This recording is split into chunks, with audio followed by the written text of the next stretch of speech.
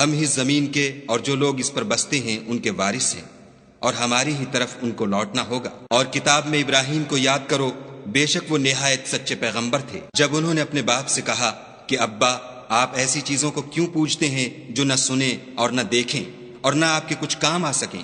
ابا، مجھے ایسا علم ملا ہے جو آپ کو نہیں ملا، تو میرے ساتھ ہو جئے، میں آپ کو سیدھی راہ پر چلا دوں گا۔ ابا، شیطان کی پوجا نہ کیجیے، بے شک شیطان خدا کا نافرمان ہے۔ ابا، مجھے ڈر لگتا ہے کہ آپ کو خدا کا عذاب آ پکڑے تو آپ شیطان کے ساتھی ہو جائیں۔ اس نے کہا کہ ابراہیم، کیا تو میرے معبودوں سے برگشتہ ہے؟ اگر تو باز نہ آئے گا تو میں تجھے سنسار کروں گا اور تو ہمیشہ کے لیے مجھ سے دور ہو جا۔ ابراہیم نے السلام علیکم کہا اور کہا کہ میں آپ کے لیے اپنے پروردگار سے بخشش مانگوں گا، بے شک وہ مجھ پر نہایت مہربان ہے۔ اور میں آپ لوگوں سے اور جن کو آپ خدا کے سوا پکارا کرتے ہیں ان سے کنارہ کرتا ہوں اور اپنے پروردگار ہی کو پکاروں گا۔